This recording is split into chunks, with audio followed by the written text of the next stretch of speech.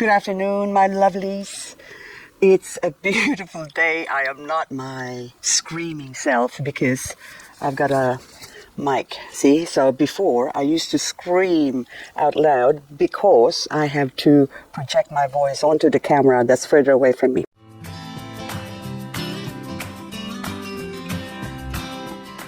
Finally, 14 days of no frost, and that means it's time for me to water. A lot of my succulents has been neglected and dying of thirst. This one is a Letizia or another plant, but I can't remember exactly which one it is, but we are going to put this one in here. So this area here I am slowly beautifying because it's now time for growing season, getting ready for spring. But now I saw this ant. Look, that's ant going in there and I need to take that off. I don't like that. This poor garden has become a house for little antsy. Antsy pantsy, look at them in there. They form their own little nest, but we're gonna fix that. Multi-insect spray just to get rid. There you go. That's all it needs. 6 seconds. Is that 6 seconds or 5 seconds? This is just plain water because the ants will now be dead. They're all dead. Anyway, I have to train myself to speak softly now. I don't have to yell out now. So probably you're going to be listening to my bedroom voice. Now, okay, before I have to yell out because the camera was sort of away from me and you won't be able to hear. Oh, my voice just quivered a little bit. But anyway, that's done. And I can now put you back there. No, I won't, because that area now there is sunny day. And, oh, actually, yeah, it might burn. So what I'm going to do with this one is put it somewhere at the back of that one there. There you go. It's still not far away from where it was, but I can't put it back there where it's exposed because it's gonna burn. That's, I think, is what you call common sense. I did not read that from a book, nor has it been taught to me. It's just logical, isn't it? You spray some chemicals on something and it's sunny, of course. Oh, is that another one there? I'm just checking. Look. Nah, I think, did I spray you already? I can't remember. But anyway, guys, I am doing a vlog. It's now been 4 years since I opened this channel and you started listening to my BS. But, okay, now Mealybug. Hang on. I could use a tweezer or use my metho spray. There you go. And then use my tweezer. Oh, is that beautiful? Okay, so now here it's about 2 o'clock in the afternoon. So the sun has sort of on the setting mode. So the lovely rose that I've got here is being covered still by my 50% UV shade cloth because of the angle of the sun that's sort of hitting it this way at an angle while you're there, and that's why it's not gonna burn. And look, this little ant hiding because they're after the nectar of the mealybug, and that's why they're there. But then now the metho is actually bitter. Yes, I tasted it and it's got a bitter taste, so even ants don't like bitter taste. I have rearranged this area a couple of days ago, and so I'm now able to see what my plant needs and what they need right now. Apart from love, oh, that one has got little fungus. Okay, we spray. So this is my vlog video. My vlog video talks about a whole heap of different topics or feeling. It's basically my diary from my succulent channel, which is Growing Succulents with LizK. I give you a general idea of how to look after the succulents, basically through my vlogs. And I do have specific videos on how to grow an Sedeveria prolifica variegata, say for example. Or how to grow Haworthia cherry crystal. Oh, I want some complicated name. Heidelbergensis, it's more exotic. Or how to deal with scale. See, this one's got scale at the moment. So I have to take that out, bring that inside. Oh, more scale. There you go. So, unfortunately, how to deal with scale on Haworthia, very specific, okay, is get a tweezer or a toothpick and then just glide it along, hang on, glide it along like so. And then get some antiseptic spray, like the one I recommend is the one that I made up. So I'll put a link below this video in the description box of my insecticide spray. Okay, I'll take that off. And then that way that discourages the scale to not attack this Haworthia cherry crystal. Do you have a scientific name? No. I call it a complicated name that sounds very exotic. So this one now, so you see the scale on top there? Then you can just remove that like so, gently. Don't push it in because you're gonna puncture the skin of our Haworthia heidelbergensis. I'm gonna leave those two later on, and I'm gonna inspect my other Haworthia or other plants that are in here to see if they still, they also have some scale in them. Because if not, we're going to descale them. I've got my bottle sprayer, my favorite sprayer here, that has got some soil wetter. I forgot to put some fertilizer, but anyway, I should be fertilizing them as well, but I won't. I'll do that later on. That way, it's a good excuse to water them again. So it's been a long time since I last water a lot of my succulents here. I have been neglecting them. Well, because it's winter here in Australia, and it's very difficult to water because we have frost. If I water, the plant's gonna die from the frost or have high chance of dying. Not all. Some are frost hardy and some aren't. Also, on another topic, hang on, because this is what, I was about to turn it off. This is what vlog is all about. You talk about different topics about moi, since this is a growing succulent with LizK, so it's like starring Liz and her succulents. So this is what my channel is all about. So a few people have requested, hang on, I'll just turn this off. I just have to move my bottle here. So recently I got a few requests from a few people asking if I could do specific videos on how to grow specific genus of succulents. So say for example, one requested about Graptopetalum or Pachyphytum. Another one requested about Haworthia. A request is not compulsory. I do understand that. But me being a people pleaser, it still stresses me out. It's putting pressure on me to deliver. I'm just that sort of a person, okay? I can be easily manipulated. And I am aware that I'm being manipulated, but yet I still let my manipulator do so gladly. It's just my nature. So I'm just a people pleaser, I'll repeat again. So anyway, so some people requested, say for example, Graptopetalum.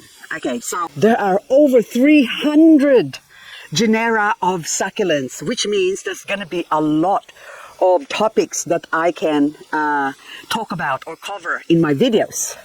But the problem is, with those different genus of succulents, say I'm going to take, on top of my head, is a Graptopetalum, say for example, which has got 19 species of Graptopetalum. Now with those 19 species of Graptopetalum, because they are all Graptopetalum, one can be forgiven in thinking that they all have the same needs and wants and growing condition. First of all, in a perfect world, succulents would be easy to grow. So say for example, we're going to take say Sedeveria or Echeveria. So it depends how you want to say it. Majority of them came from say Mexico. Okay, the person who wants to grow succulent live in Mexico and wants to grow some Chihuahuensis, then there wouldn't be any problem in growing them because they are endemic to the area or indigenous to the area, so they'll be easy to grow. So just give them the same condition that they're in, so weather-wise or temperature, and also watering condition. You just grow it outdoors, because most of these succulents, there's very few who prefers to grow in the shade or underground. I think there's some succulents that grow underground, is there? But anyway, but most of them actually grows out in the open. I just saw this poor, I don't know, Hermes or whatever your name is. It's not, but anyway, Hepburn. This is Hepburn. You lost your label, but I know this is Hepburn. It's got some issues. And also this one. What's your name? I can't remember, but anyway, Subalpina or something like that. This one, I think. Now, just because you're next to it, and I'm trying to look at, see little sprays. Now, see, this is the beauty of vlogs, because we can tackle different topics at once, but one just have to watch my vlog and pay attention, basically, which a lot of people understandably don't have the time to do that. And those faithful ones who has the time, faithful, oh, my faithful ones, oh, thank you, I really appreciate you. Anyway, the champagne here has rotted. See, where else on YouTube can you find a channel or succulent channel that does this, that jumps from one topic to another? But hang on, there's also some powdery mildew. So we are going to spray with my metho, and I'm gonna let that dry up, but you can see that's already root rotted. This poor, what's your name? Oh, White Night Champagne. Okay, you can stay there, and this is on the 50% shade cloth area, so it's not gonna burn too much, but it will still burn. So actually, hang on, better yet, I'll put that on the side here where now it's shaded. I've now lost my thought pattern, but I saw this purple champagne still in its original pot that I bought it from. There you go, purple champagne, Lindell, $14 I paid for that one. Oh, another one here, that red champagne. So are you, I think this one is a, oh my goodness, let me see. Oh, that's a propagated one, little baby. But it's got powdery mildew, so again, so winter, unavoidable, especially if you get rain, you get that. Now, I lost my topics. I'm talking about in a perfect world, if you live in Chihuahuayensis in Mexico, you grow Chihuahuayensis, you're going to say, what's the point? Because there's so many of them in there, and why would I want to grow it if I grow, if I live there? And basically, they will just going to be like weeds. I don't know if I captured that. Okay, they're just basically weeds, essentially. So why would you grow weeds? Now, we who don't live in Chihuahua, Mexico, loves Chihuahuayensis and would like to grow the plant. So what happens is we take them into our place, which is not suitable for growing them, and force the poor plants to grow into the condition that we subject ourselves into, because it's your choice to live. Say, for example, okay, I'm just going to speak for myself. It's my choice to live in Canberra, and Canberra's got frost. So we have to deal with frost. And majority of succulents grows in temperature of 1 degree to say 25 degrees. So that's the ideal, perfect condition for growing succulents. So if you live in places that has those temperatures, then you're in luck, because you won't have any problems in growing succulents. They will just grow like weeds. And we, poor souls that live in areas that experiences frost and snow, then we have to find ways of growing succulents to keep them alive in our condition or in the area that we live in. So if I live in Sydney or even Melbourne, Melbourne still gets frost. So I think I should take Melbourne out of the equation. So let's say places where you don't get frost. Then Queensland, Western Australia, certain parts of Western Australia. I think, do they get frost? I can't really think of that one. Yeah, I think they don't. But they also have extreme weather. They have too hot or too cold. So mainly succulents like to grow in places wherein it's not too hot or not too cold, or what I call as the Goldilocks zone. So If you live in those places, then you can grow succulents, no problem, and you won't have any issues, except if you want to grow them indoors. Therein lies the problem, because you are now growing something that needs to be grown outdoors, and you're taking it indoors, forcing it to grow indoors, wherein it's not suitable. So you're going to end up with leggy plants or green plants and not coloring as much as what you see as these beautiful babies here. And the reason why they are coloring up so nicely is because they are grown outdoors. Despite the fact that we have frost, I forced the poor things to grow out here so I can have them looking beautiful, perfect, to my standards. Not really perfect, but good enough. So anyway, guys, this is my reply to those of you who requested that I do specific videos of, what do you call this? Specific genus of succulents. So, okay, I'm going to go back to, say, Graptopetalum, okay? So before I end this video, I'm going to go back to there because Graptopetalum has got 19 different species of Graptopetalum. And of those 19 species, they all have different needs. They all have different dormancy. Okay, I've got at the back here. This is Graptopetalum Amethystenum, also known as Lavender Pebbles. This is already my cuttings that I've taken from one of my plants. And you can see that in here, those are leaves that I just dropped there. They have dried up. And, okay, gone. They're not going to produce any babies. Although they grow from leaves. But since they are in here, or what I mean out here, they're outdoors, they can't grow babies. So when it's too hot or too cold, Graptopetalum Amethystenum goes dormant. They stop growing. So in winter, in autumn and spring, they grow, but winter and summer, they really go dormant. So this one has been taken in autumn. So they are still growing, and judging by the wetness, or actually the moss growing on the surface of this pot, it goes to show that this plant can handle a lot of watering, despite the fact that it's being grown outdoors and in winter. But indoors, they will grow better if the temperature is within 1 degree to 25 degrees. So this is sort of frost hardy. Another Graptopetalum that is very, very frost hardy out in the open, doesn't get affected by frost, but sort of goes to sleep as well in winter when they're supposed to grow, is because we had recently, I think almost -9 is the lowest temperature that they've experienced. So the plants also goes to sleep. In saying that, there is, so this is now becoming like a Graptopetalum, to grow Graptopetalum. Okay, Graptopetalum Fructicosum in here, saying that the Lavender Pebbles is frost hardy. This is a Fructicosum, which is not frost hardy. It's a Graptopetalum, and yet it's not frost hardy. Why is that?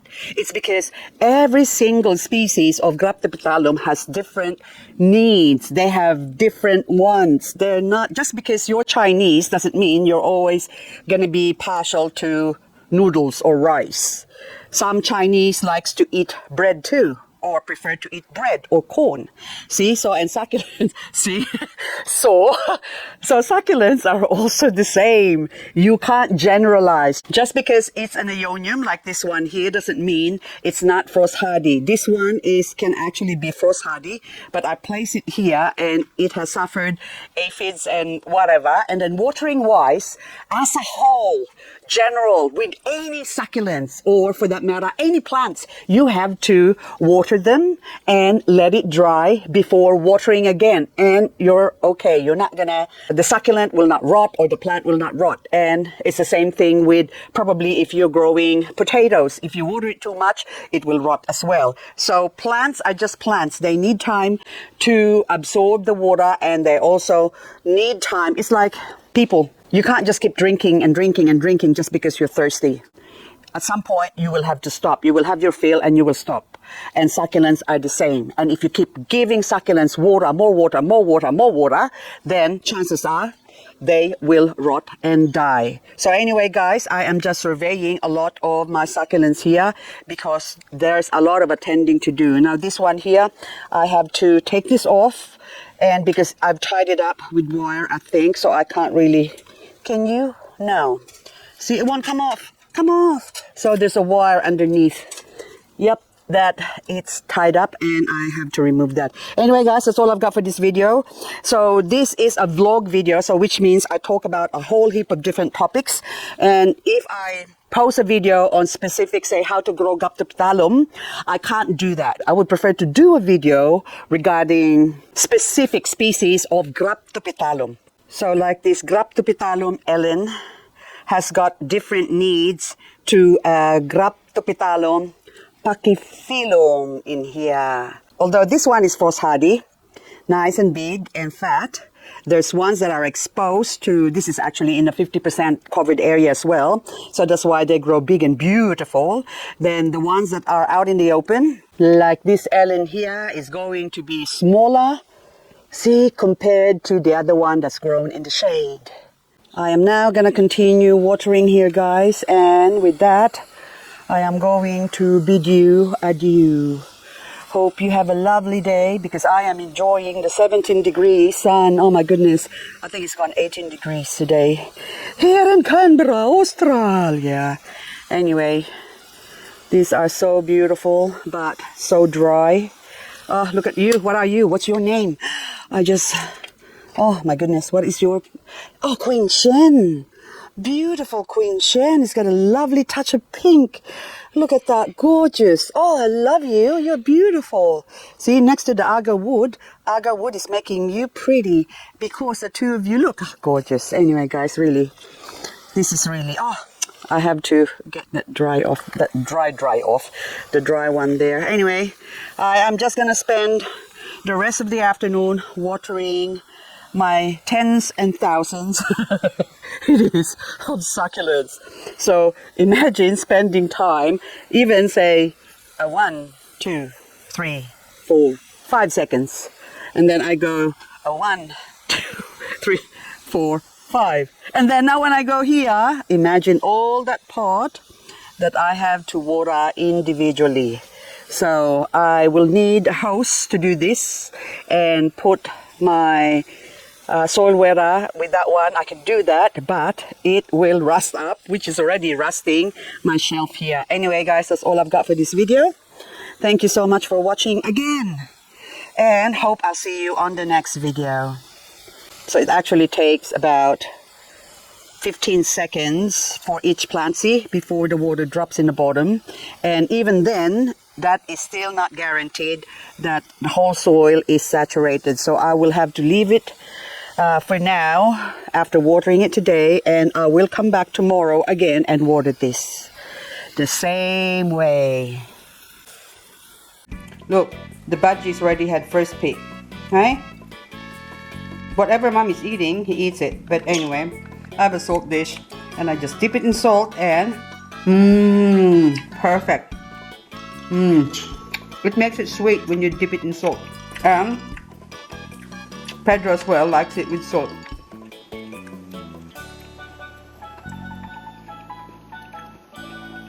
Okay, that's enough now, Pedro.